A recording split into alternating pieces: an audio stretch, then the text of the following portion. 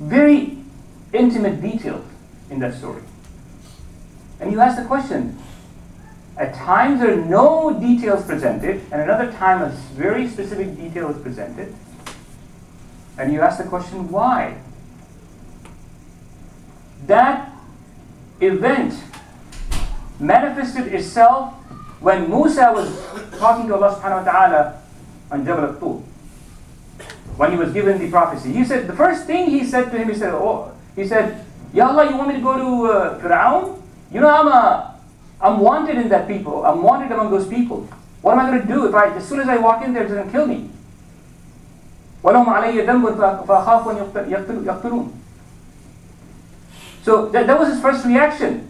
And as soon as he enters the court of Fir'aun, what was Fir'aun's response? He said, You're the same guy who did what you did, how you did it at the time, but you were being very sarcastic to him.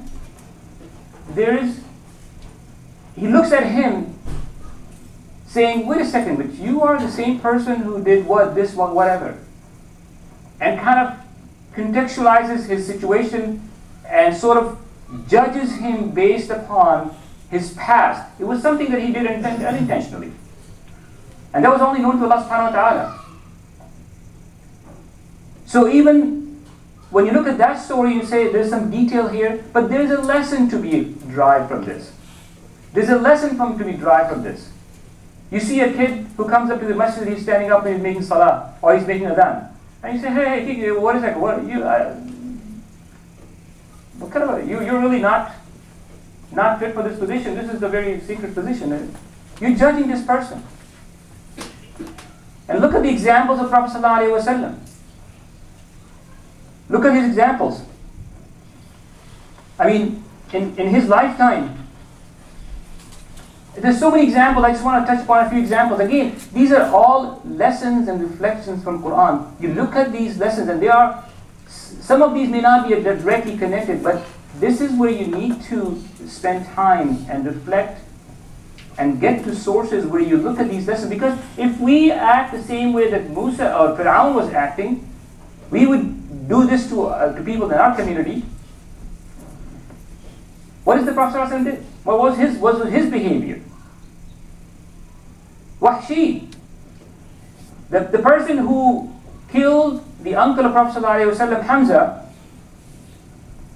to the point where when the Prophet ﷺ entered the city of Medina after the battle, he heard he had the women and children crying in the background.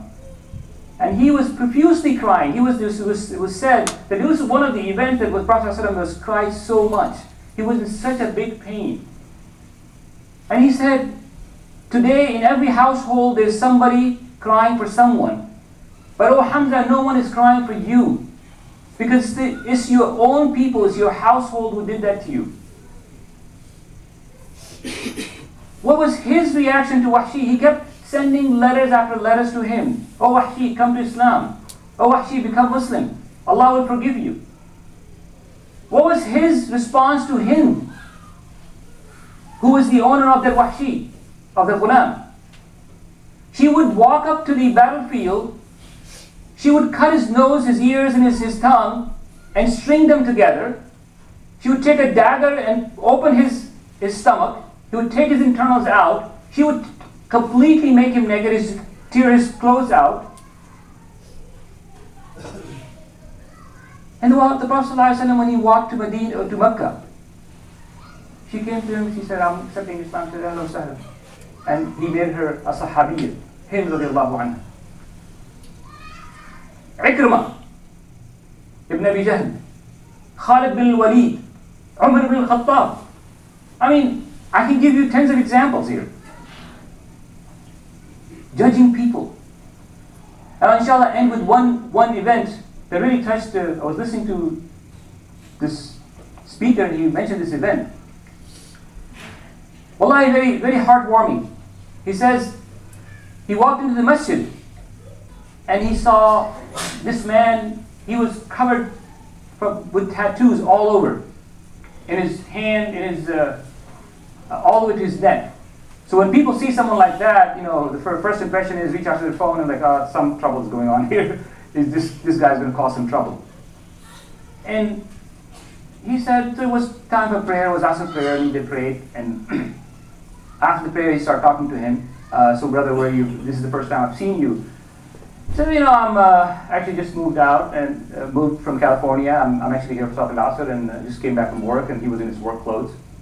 And what's your name? What do you do? And he started kind of telling about himself. And he mentioned a story. He said, this was a real story that happened in Dallas. And he said, so I'm from a Thailand background, and my folks are from Thailand. And I moved here to the United States when I was in my childhood, at the age of 10.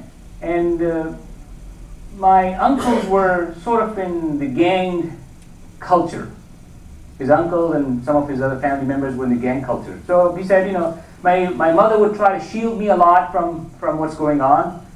But what happens in that situation? His father was not alive. So eventually, at the age of 14, he joined his family business of drug selling and this, and he was involved in all sorts of different things. He said, I started that at the age of 14, and by the age of 23, I was already been in prison twice for bigger charges. And then at the age of 23, I got caught once again. And here I'm sitting in the cell waiting for my turn in the morning the next day. I'm sitting in the cell, and it just dawned on me that, wait a second, this is the third time. And according to California law, you have this 3-strike situation. If you're caught the third time in an event which is violent or something like that, then it's not like a misdemeanor, but it's a real crime. And he was. So he's realized he's actually caught in for the third time, and he's going to be in the jail for the rest of his life. And he's thinking, he just dawned on him for a second. He said, I wanted to sujood. And I cried to Allah subhanahu wa ta'ala, oh Allah, I really messed up my life, and if you give me another chance, I'll change. And as he's in the sujood, he said, I thought about, so what am I going to say? If that impossible thing even happens, what am I going to do?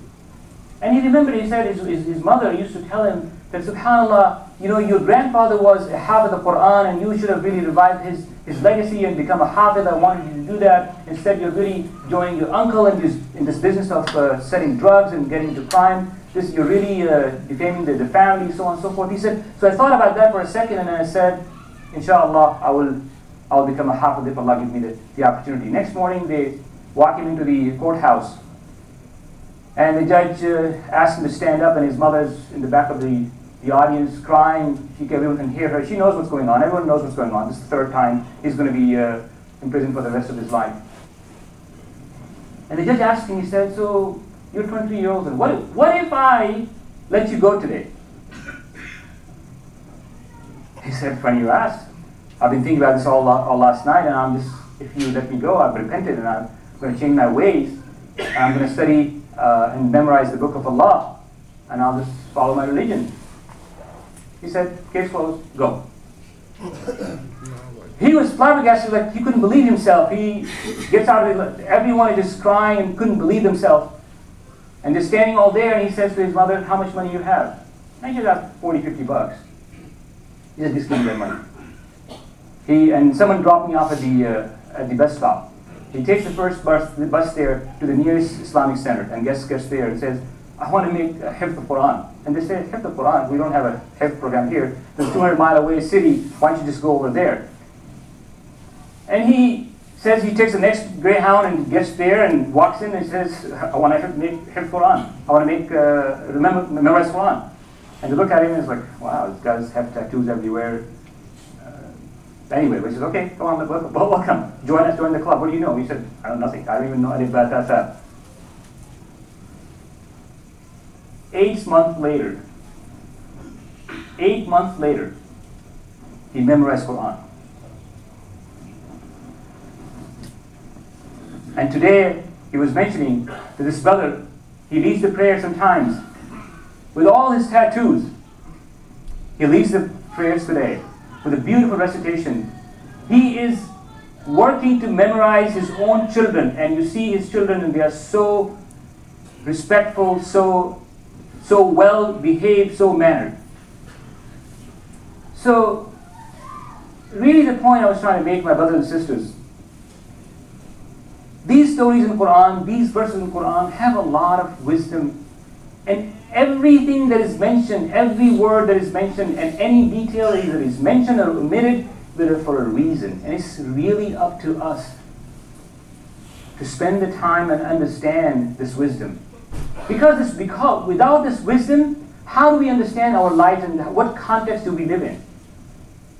It's paramount that we take the time to understand the wisdom.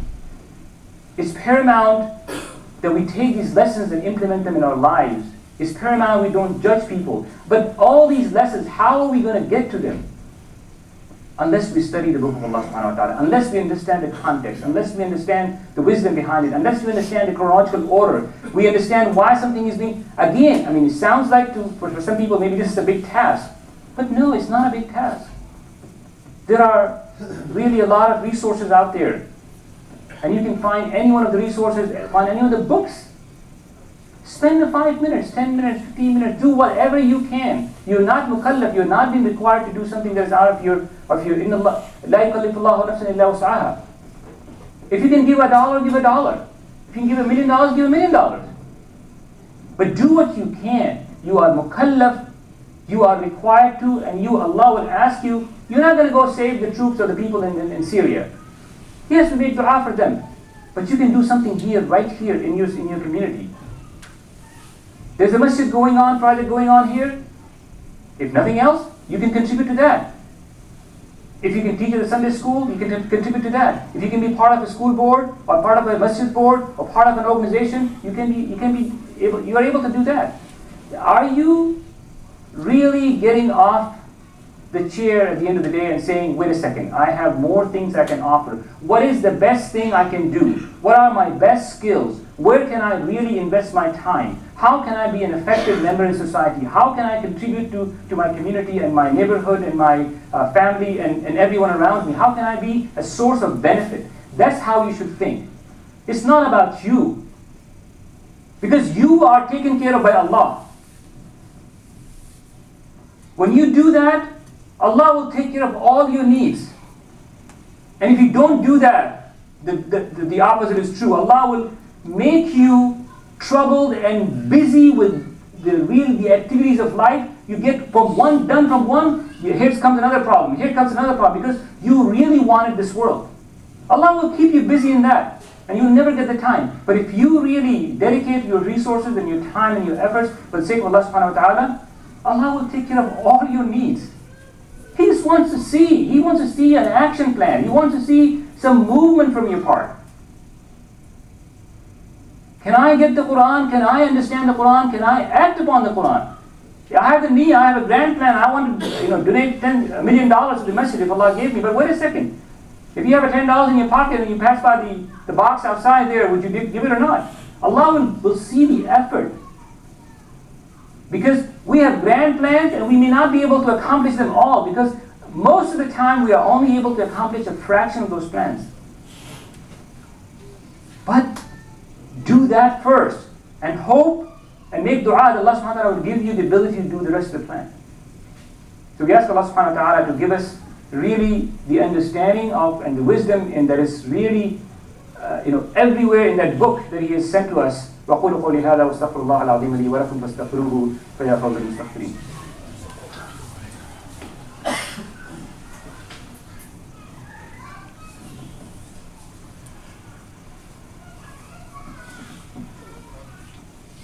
الحمد لله الواحد الأحد الفرد الصمد الذي لم يلد ولم يولد وأشهد أن لا إله إلا الله وحده لا شريك له وأشهد أن محمدا عبده ورسوله.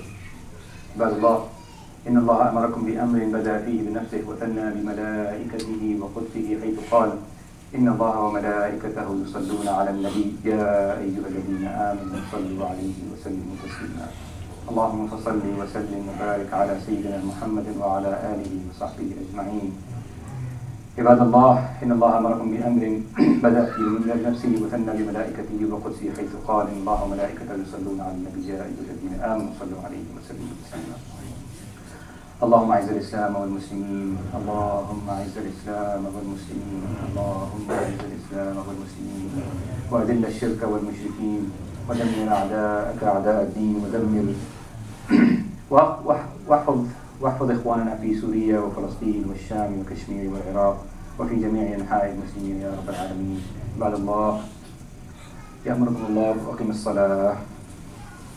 الله أكبر الله أكبر أشهد أن لا إله إلا الله أشهد أن محمدا رسول الله حي على الصلاة حي على الفلاح قد قامت الصلاة قد قامت الصلاة.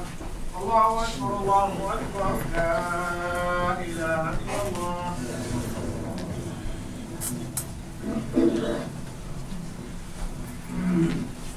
استووا اعتدلوا والحمد والحمد لله استووا تراصوا واصبروا. Make a straight line, don't leave any gaps. Please turn off your cell phone if you can. At least put them on vibrate.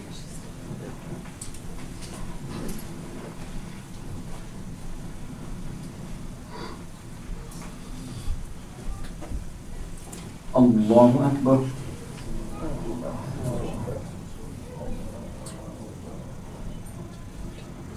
الحمد لله رب العالمين الرحمن الرحيم مالك يوم الدين إياك نعبد وإياك نستعين اهدنا الصراط المستقيم صراط الذين أنعمت عليهم غير المغضوب عليهم ولا الضالين.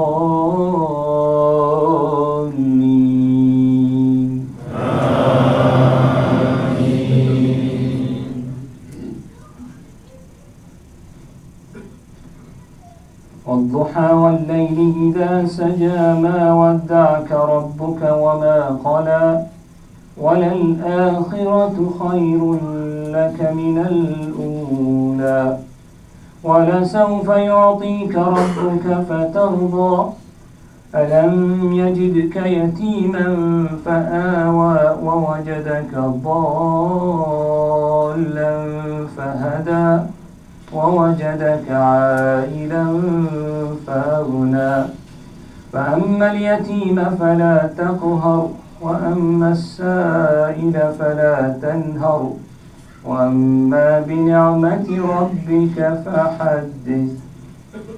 الله أكبر.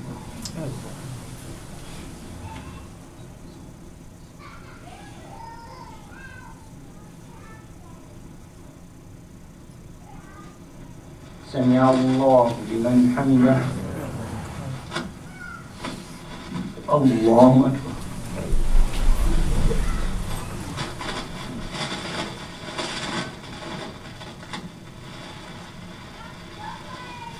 الله أكبر. الله أكبر.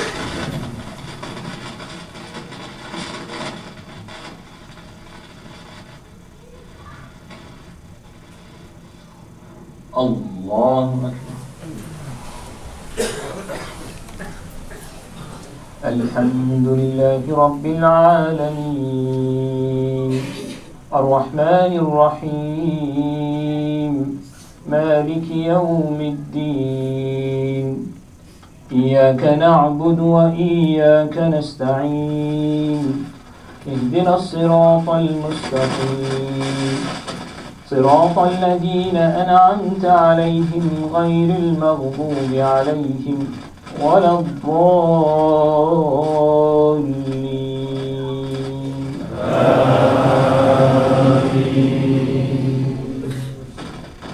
والعصر إن الإنسان لفي خسر إلا الذين آمنوا وعملوا الصالحات وتواصوا بالحق وتواصوا بالصبر.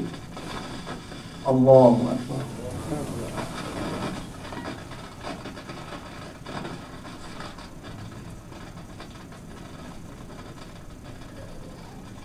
سمع الله لمن حمده.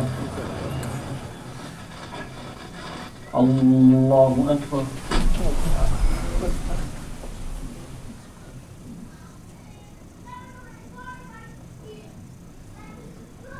الله أكبر الله